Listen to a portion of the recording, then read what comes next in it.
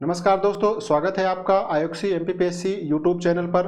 आइए आज हम डिस्कस करते हैं मध्य प्रदेश पीएससी की 2024 में आए हुए मध्य प्रदेश की ज्योग्राफी के क्वेश्चंस। उससे पहले हम आपसे डिस्कस करेंगे, हमने 10 नवंबर 2024 से एक टेस्ट सीरीज लॉन्च की है जो 16 फरवरी 2025 को होने वाले एमपीपीएससी के प्रीलिम्स के लिए है। इसके लिए आपको कांटेक्ट करना पड़ेगा इस फ़ोन नंबर पर। इस फ़ोन नंबर पर आपको 9429690112 पर आपको हाई लिखकर सेंड करना है। उसके बाद आपको पूरी जानकारी मिल जाएगी टेस्ट सीरीज के बारे में और आपको यहीं से लिंक मिल जाएगी परचेज करने की, जिसे आप परचेज कर सकते हैं। ओके, ठीक है। हम आपके साथ अब डिस्कस करते हैं प्रीवियस ईयर में आए हुए एमपीपीएससी के ज्योग्राफी के क्वेश्चन। एमपी ज्योग्राफी के क्वेश्चन, एमपी ज्योग्राफी में पहला क्वेश्चन था कि 2021-22 में के अनुसार मध्य प्रदेश में क्षेत्रफल एवं उत्पादन की दृष्टि से अनाजों में गेहूं का स्थान कौन सा है। तो अनाजों में गेहूं का स्थान कौन सा है? तो मध्य प्रदेश में उत्पादन एवं क्षेत्रफल के आधार पर मध्य प्रदेश में गेहूं का प्रथम स्थान है। दो चीजें पूछी गई हैं, उत्पादन एवं क्षेत्रफल, तो दोनों के आधार पर मध्य प्रदेश का गेहूं का पहला स्थान है। वहीं अगर उत्पादन के आधार पर देखा जाए तो समथिंग 32% के पूरे भारत में 32% के उत्पादन के साथ उत्तर प्रदेश पहले स्थान पर है। बल्कि क्षेत्रफल एवं उत्पादन की दृष्टि से मध्य प्रदेश पहले स्थान पर है, जो पंजाब और हरियाणा को पीछे छोड़कर पहले स्थान पर आया हुआ है। मध्य प्रदेश में 2021-22 में 349.23 लाख मीट्रिक टन का उत्पादन हुआ है। खास बात यह है कि मध्य प्रदेश को 7 बार कृषि कर्मठ अवार्ड प्रदान किया जा चुका है। अपना अगला क्वेश्चन है, मध्य प्रदेश के किस जिले में सोयाबीन का उत्पादन प्रारंभ हुआ था? खास बात प्रारंभ हुआ था, तो मध्य प्रदेश के देवास जिले में सोयाबीन का उत्पादन प्रारंभ हुआ था। इसके अन्य फैक्ट हैं, मध्य प्रदेश में सोयाबीन का सर्वाधिक उत्पादन किस जिले में होता है? तो मध्य प्रदेश के उज्जैन जिले में सोयाबीन का सर्वाधिक उत्पादन होता है।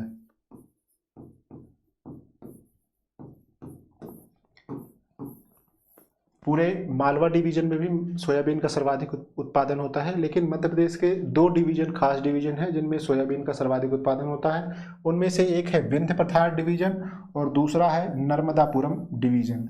विंध्य पठार डिवीजन के अंतर्गत कौन से जिले आते हैं? सीहोर, रायसेन, भोपाल, विदिशा, सागर और गुना। वहीं नर्मदापुरम डिवीजन के अंतर्गत आते हैं हरदा, होशंगाबाद और बैतूल।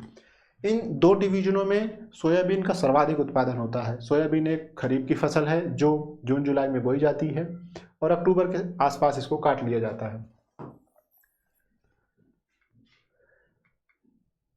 अपना अगला क्वेश्चन है रॉक फॉस्फेट से संबंधित। रॉक फॉस्फेट का उपयोग निम्नलिखित में से किस उद्योग में किया जाता है? किस उद्योग में किया जाता है? तो रॉक फॉस्फेट का उपयोग किस उद्योग में किया जाता है? रॉक फॉस्फेट में फास्फोरस पाया जाता है और फास्फोरस का काम क्या है? मिट्टी की उर्वरा क्षमता को बढ़ाना। भारत में जो मिट्टी पाई जाती है, फास्फोरस उसकी उर्वरा क्षमता को बढ़ाता है। तो उर्वरा क्षमता को बढ़ाने का अगर काम है तो यह उपयोग किया जाएगा उर्वरक उद्योग में, जैसे डीएपी बनाने में और एनपीके बनाने में रॉक फॉस्फेट का यूज किया जाता है। मध्य प्रदेश में पाया कहाँ जाता है? तो मध्य प्रदेश के झाबुआ जिले में पाया जाता है। झाबुआ जिले की खास 2 जगहें हैं जहाँ ये पाया जाता है। झाबुआ के हीरापुर में एवं मड़देवरा में रॉक फॉस्फेट पाया जाता है। पाया तो झाबुआ में जाता है, लेकिन इसको प्रोसेस कहाँ किया जाता है? तो नेशनल फर्टिलाइजर लिमिटेड, विजयपुर, गुना। तो झाबुआ में पाया जाता है और विजयपुर, गुना में इसको प्रॉपर प्रोसेस किया जाता है। उसके बाद ये यूज के लायक बनता है। अपना अगला क्वेश्चन है, मध्य प्रदेश के दक्षिण पूर्वी भाग में अधिकांश वर्षा किसके द्वारा होती है? तो मध्य प्रदेश का दक्षिण पूर्वी भाग कौन सा होगा?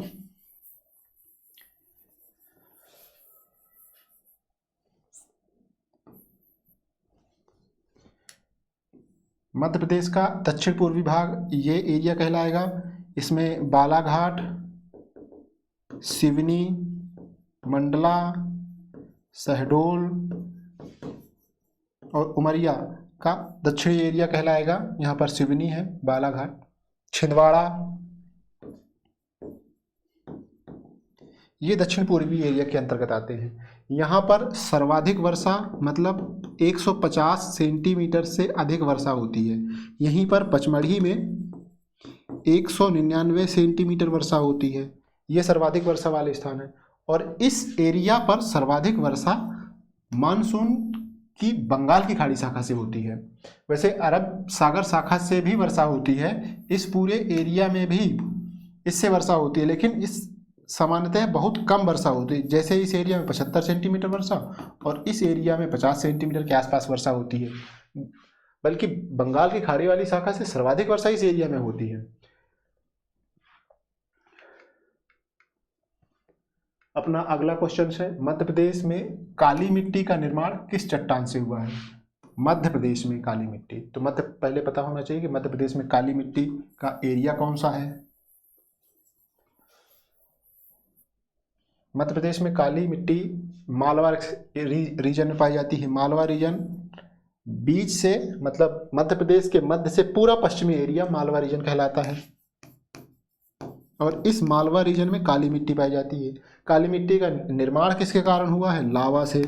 लावा अर्थात आग्नेय या बेसाल्ट जिन्हें कहते हैं, बेसाल्ट चट्टानों से काली मिट्टी का निर्माण हुआ। तो इसका उत्तर होगा बेसाल्ट। अब काली मिट्टी की कुछ विशेषताएं पढ़ लेते हैं। पहली बात, मध्य प्रदेश में 47% भाग पर काली मिट्टी पाई जाती है, 47.6% भाग पर। इसे रेगुर मिट्टी के नाम से भी जाना जाता है। इसमें सर्वाधिक जल धारण करने की क्षमता है, इसे रेगुर मिट्टी कहते हैं। इसमें जल धारण करने की क्षमता सर्वाधिक है। इसकी प्रमुख फसलें कौन कौन सी हैं? प्रमुख फसलें हो जाएंगी कपास, गेहूं, सोयाबीन एटसेट्रा। अब इसमें लोहा और चूने की अधिकता के कारण इस मिट्टी का रंग काला होता है। जल धारण करने, इसमें कैल्शियम, मैग्नीशियम, एल्युमिनियम, लोहा और पोटेशियम पाए जाते हैं। अपना अगला क्वेश्चन है, मध्य प्रदेश में बांस का राष्ट्रीयकरण निम्नलिखित में से किस सन में हुआ था? तो बांस का राष्ट्रीयकरण सन 1973 में हुआ था। तो 1973 में बांस का राष्ट्रीयकरण हुआ था। अन्य फैक्ट भी देख लेते हैं। सन 1975 में किसका हुआ था? साल का। सन 1964 में किसका हुआ था? तेंदुपत्ता का।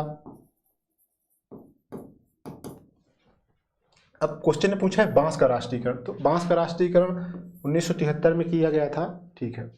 बांस मध्य प्रदेश में पाया कहाँ जाता है? तो वही मध्य प्रदेश के दक्षिण पूर्वी एरिया में पाया जाता है, जहां पर बालाघाट, सिवनी और मंडला वाले एरिया में, मंडला और शहडोल। बांस का सर्वाधिक उत्पादन भारत में कहाँ होता है? तो बांस का सर्वाधिक उत्पादन अरुणाचल प्रदेश में होता है और मध्य प्रदेश दूसरे नंबर पर आता है। और मध्य प्रदेश के प्रमुख जिले कौन से हैं बांस उत्पादक? बालाघाट, सिवनी, मंडला और शहडोल। इसका उपयोग कागज और टोकरी वोकरी बनाने में किया जाता है। इसका उपयोग, यह एक उष्णकटिबंधीय पर्णपाती वन है। विंध्यन स्कार्पलैंड का दक्षिणी भाग क्या कहलाता है? तो विंध्यन स्कार्पलैंड का दक्षिणी भाग क्या कहलाता है, ये हमें चेक करना है। तो सबसे पहले देखना है कि सतपुड़ा पर्वतमाला है, ये पैरेलल, उसके पैरेलल यहाँ से विंध्याचल पर्वतमाला है। अब पूछ रहा है कि विंध्यन स्कार्पलैंड अर्थात विंध्याचल पर्वतमाला, तो अमरकंटक पठार जो है इसका पहला ऑप्शन, वो सतपुड़ा का पूर्वी भाग है। मैकाल पर्वत, ये भी सतपुड़ा का पूर्वी भाग है। भांडेर पठार जो है वो विंध्याचल पर्वतमाला से जुड़ा हुआ है, जो इसका दक्षिणी भाग कहलाता है। वहीं इसका अगला ऑप्शन है बस्तर, जो छत्तीसगढ़ के पठार मतलब छत्तीसगढ़ के दक्षिणी भाग में है, जहां से यहाँ की प्रमुख नदी इंद्रावती नदी प्रवाहित होती है। अपना अगला क्वेश्चन है, भारत हैवी इलेक्ट्रिकल लिमिटेड अर्थात भेल, तो भेल की स्थापना कब हुई थी? भेल की स्थापना 1964 में भोपाल में हुई थी। किस देश की कंपनी के सहयोग से हुई थी? तो ब्रिटेन के सहयोग से हुई थी। ब्रिटेन की कंपनी के सहयोग से हुई थी 1964 में भोपाल में। कुछ अन्य इसके फैक्ट हैं। भिलाई की स्थापना कब हुई थी? ये इंडियन ज्योग्राफी से संबंधित है। भिलाई की स्थापना किस देश के सहयोग से हुई थी? तो भिलाई की स्थापना हुई थी रूस के सहयोग से। अगला है राउरकेला, जर्मनी के सहयोग से। दुर्गापुर, ब्रिटेन के सहयोग से।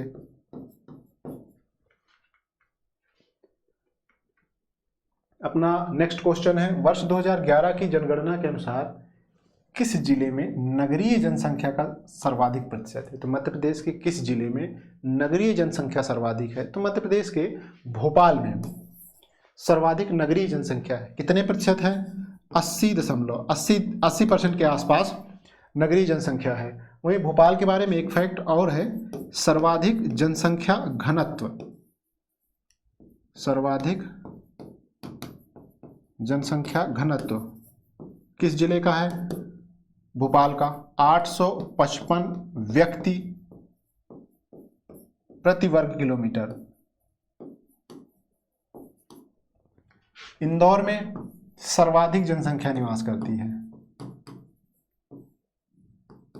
मध्य प्रदेश की सर्वाधिक जनसंख्या किस जिले में निवास करती है? इंदौर में। लगभग 3 लाख से भी प्लस है, सॉरी 32 लाख, 3 लाख नहीं, 32 लाख के आसपास। तो भोपाल में 80%। और सबसे कम नगरीय जनसंख्या किस जिले में है? तो सबसे कम नगरीय जनसंख्या जो है डिंडोरी जिले में है, 4.6%। अर्थात यहां क्या होगा? सर्वाधिक ग्रामीण जनसंख्या वाला जिला।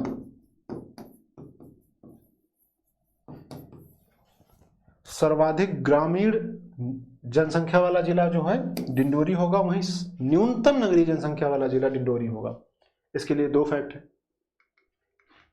इसको 2 तरीके से पूछा जा सकता है। अगला क्वेश्चन है, निम्नलिखित में से कौन सी सिंचाई परियोजना 4 राज्यों की भागीदारी है? तो इनमें से उपर्युक्त ऑप्शंस में से कौन सी ऐसी परियोजना है जो 4 राज्यों को कवर करती है? तो इसमें जो पहली परियोजना है बाणसागर परियोजना, यह 3 राज्यों पर है।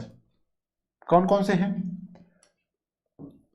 UP, MP plus Bihar.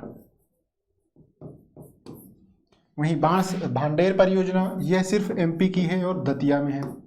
Rajghat परियोजना यह सिर्फ यूपी और एमपी के मध्य है। बल्कि सरदार सरोवर परियोजना जो है नर्मदा नदी पर स्थित है, ये 4 राज्यों पर है। 4 राज्य कौन कौन से हैं? एमपी, यूपी, राजस्थान और गुजरात।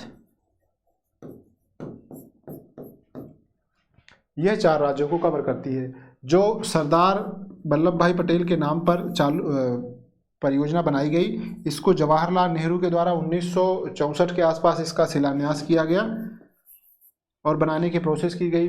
80 में यह वास्तविक रूप में इसका 1980 के दशक के आसपास इसका निर्माण चालू हुआ और यह परियोजना बनकर तैयार हुई। अपने ज्योग्राफी क्वेश्चन खत्म होते हैं। अब मिलते हैं हम आपसे नेक्स्ट वीडियो में।